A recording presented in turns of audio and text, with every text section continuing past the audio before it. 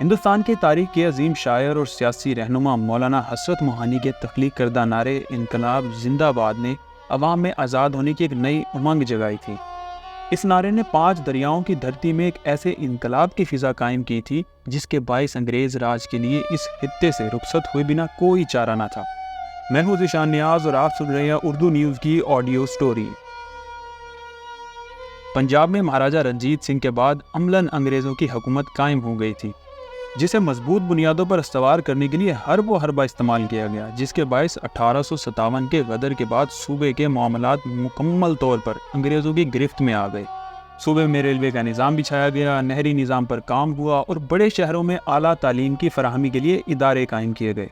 انگریز راج مگر پنجاب دھرتی کے عوام کے ذہنوں کے نہا خانوں میں چھپے غلامی کے احساس کو مٹانے میں کامیاب نہ ہو سکا، جس کے باعث 20ویں صدی کے شروع میں ہی بدیسی حکمرانوں کے لیے مسائل پیدا ہونا شروع ہو گئے، جن میں اہم ترین غدر پارٹی کا قیام تھا، جو 1913 میں امریکی ریاست کیلیفورنیا میں مقیم پنجابیوں نے قائم کی اور اس پارٹی کی قیادت میں اکثریت سکھوں کی تھی۔ غدر کی مزید تفصیلات بیان کرنے سے قبل یہ ذکر کرنا ضروری ہے کہ انگریز دنیا بھر میں پھیلی اپنی نو آبادیات میں ہندوستان سے محنت کش لے جاتے تھے، یا بہت سے لوگ خود بہتر مستقبل کے لیے ان دنوں خود امریکہ سمیت مختلف ممالک کا رخ کر رہے تھے۔ اس حوالے سے برطانوی وزیر اعظم ریشی سوناک کی مثال بھی دی جا سکتی ہے، جن کے والدین نے اس زمانے میں گجرانوالہ سے یورپ کا رخ کیا تھا۔ غدر پارٹی نے ہندوستان کو بہت سے انقلابی سوچ رکھنے والے نوجوان دیے، جن کی جدوجہد کو کبھی بھی فراموش نہیں کیا جا سکتا۔ شاعر بے بدل جوش ملی آبادی نے کیا خوب کہا ہے، کام ہے میرا تغیر، نام ہے میرا شباب، میرا نعرہ انقلابو انقلابو انقلاب۔ انگریز راج کے خلاف یہ نعرہ مہارانی جند کور نے بھی لگایا تھا، جن کی زندگی میں انگریز حکمران ان سے خوفزدہ ہی رہے۔ گلاب کور بھی اسی پنجاب کی دھی تھی، جس پنجاب میں مہارانی جند کور نے جنم لیا تھا۔ گلاب کور نے انقلاب کے لیے اپنی آنکھوں سے خواب نوچ ڈالے، اپنی امیدوں آدرشوں کی پرواہ نہ کی اور اپنے شوہر سے بھی الگ ہو گئیں اور اپنی زندگی انقلاب کے عظیم تر مقصد کے لیے وقف کر دی۔ ان کا شمار مگر تاریخ کے ان فراموش کردہ ہیروز میں ہوتا ہے جو انگریز آقاؤں کے لیے درد سر بنے رہے۔ وہ ان انقلابیوں میں سے ایک تھی جنہوں نے کھل کر انگریزوں کو للکارا تھا۔ پنجابی زبان کے مصنف، مدیر، مترجم اور کارکن امرجیت سنگھ لکھتے ہیں، گلاب کور نے فلپائن میں غدر پارٹی میں شمولیت اختیار کی، جہاں انڈیا کے ایک قصبے جگروں کے حافظ عبداللہ مقامی شاخ کے سربراہ تھے۔ 1890 میں پیدا ہونے والی 23 برس کی گلاب کور فلپائن میں قیام کے دوران ہی غدر پارٹی کی فکر کو مکمل طور پر اپنا چکی تھی۔ ان کے لیے ہندوستان کی آزادی ہی ان کا وہ ادھورا خواب تھا جسے پورا کرنے کے لیے انہوں نے اپنا جیون تیاگ دیا تھا۔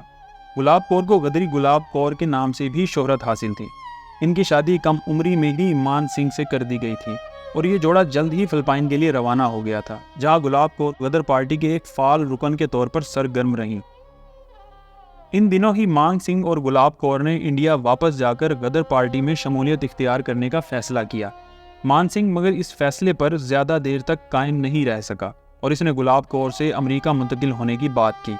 گلاب کور نے صاف انکار کر دیا تھا، جس پر مان سنگھ اکیلا ہی امریکہ روانہ ہو گیا تھا، اور گلاب کور جو اب ہر طرح کی زنجیروں سے آزاد ہو چکی تھی، زیادہ جرت اور بہادری کے ساتھ غدر پارٹی میں اپنا کردار ادا کر سکتی تھی۔ جان نثار اختر کے الفاظ ہیں، ہر نہیں ہاں سے بڑی ہے۔ گلاب کور کا مان سنگھ کو انکار کرنا ہی اصل انقلاب تھا۔ یہ ان کی زندگی کا پہلا دور تھا۔ گلاب کور ہندوستانی مہاجرین کو آزادی کے خواب دکھانے میں کامیاب رہیں۔ انہوں نے اس دوران غدر پارٹی کے اپنے 50 ساتھیوں کے ساتھ فلپائن سے انڈیا کے لیے رخت سفر باندھ لیا۔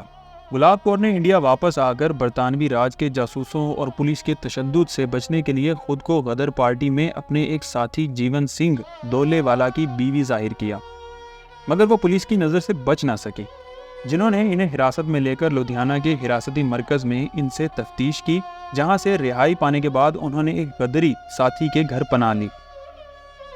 گلاب کور نے اس دوران کپورتھلہ، ہوشیارپور اور جلندھر میں اپنے مسلح انقلاب کے لیے اپنے ساتھیوں کو تیار کرنا شروع کر دیا۔ گلاب کور نہ صرف آزادی کی تحریک سے متعلق مواد اپنے ساتھیوں میں تقسیم کرتی، بلکہ ایک صحافی بن کر پرنٹنگ پریس کے معاملات بھی دیکھتی تھی۔ وہ عوام میں برطانوی راج کے خلاف جذبات ابار رہی تھی، جبکہ انہوں نے اس دوران غدر پارٹی کے ارکان میں اسلحہ بھی تقسیم کیا۔ ایک غریب کسان کی بیٹی کی غدری بیٹی نے انگریز آقاؤں کی راتوں کی نیند اڑا دی تھی۔ گلاب کور کو اس دوران ایک دن اچانک یہ خبر ملی کہ ان کے شوہر مان سنگھ غدر تحریک میں حصہ لینے کے لیے واپس آ رہے ہیں، جو دراصل ان کو گرفتار کرنے کے لیے ایک جال بچھایا جا رہا تھا، جس میں وہ پھنس گئی اور انہیں ضلع ہوشیارپور سے گرفتار کر لیا گیا۔ گلاب کور کو ڈیفنس آف انڈیا ایکٹ 2015 کے تحت 2 برس کی سزا ہوئی اور لاہور کے ایک شاہی قلعہ میں قید کیا گیا، جہاں ان پر بدترین تشدد بھی ہوا۔ گلاب کور 1931 اور کچھ تاریخی حوالوں کے مطابق 1941 میں چل بسی تھی۔ 23 مارچ 1931 کو ہی بھگت سنگھ انقلاب زندہ باد کے نعروں کے ساتھ پھانسی کے پھندے پر چڑھ گئے تھے۔ گلاب کور پر پنجابی زبان میں ایس کیسر سنگھ نے غدر دی دھی گلاب کور کے عنوان سے ایک کتاب بھی لکھی، جس میں انہوں نے ان کی زندگی کی جدوجہد کا احوال بیان کیا۔ گلاب کور ایک جانب تو آزادی کے لیے جدوجہد کر رہی تھی، تو دوسری جانب بھگت سنگھ اور ان کے ساتھی آزادی ہندوستان کے لیے انگریز راج کو للکار رہے تھے۔ آزادی کے دنوں میں ایک زیادتی یہ بھی ہوئی کہ ان خواتین پر بہت کم تحقیقی کام ہوا، جن کے بغیر پنجاب میں انقلاب زندہ باد کے نعروں کی گونج سنائی دینا ممکن نہیں تھا، جن میں ایک اہم نام درگاوتی دیوی کا بھی ہے۔ گلاب کور اور بھگت سنگھ کے درمیان ایک تعلق اور بھی تھا۔ بھگت سنگھ غدر تحریک سے بہت زیادہ متاثر تھے اور وہ کرتار سنگھ سربھا کو اپنا ہیرو مانتے تھے، جنہیں محض 19 برس کی عمر میں لاہور کے سینٹرل جیل میں پھانسی دے دی گئی تھی۔ بھگت سنگھ کے ان دنوں غدر پارٹی کے کچھ رہنماؤں بھائی سنتوکھ سنگھ، جو مہانا کرتی کے بانی اور مدیر تھے، ان سے ملاقات ہوئی، جبکہ غدر تحریک کے کچھ رہنماؤں سے لاہور کے سینٹرل جیل میں بھی ملاقات ہوئی، جن کے جواں جذبوں سے وہ متاثر ہوئے بنا نہ رہ سکے۔ یہ ذکر کرنا بھی اہم ہے کہ بھگت سنگھ خود ایک ایسے خاندان سے تھے جن میں ان کے والد کشن سنگھ کے علاوہ چچا اجیت اور سوارن سنگھ بھی شامل تھے۔ گلاب کور نے یہ جدوجہد ایک سکھ بھری زندگی اپنے خوابوں اور آدرشوں کی قیمت پر کی، جس کے باعث وہ پنجاب کی ان خواتین انقلابیوں میں سے ایک ہیں جنہوں نے پنجاب دھرتی کے عوام کو آزادی کے خواب دیکھنا سکھایا۔ لاہور میں مگر گلاب کور کی کوئی یادگار محفوظ نہیں۔ لاہور شاہی قلعہ کا عقوبت خانہ اب بھی ان کی بے مثال جدوجہد کی یاد دلاتا ہے۔ انگریز آقاؤں کو للکارنے والی گلاب کور تاریخ کے ان ہیروز میں شامل ہیں جن کے بغیر آزادی کا خواب کبھی پورا نہیں ہو سکتا تھا۔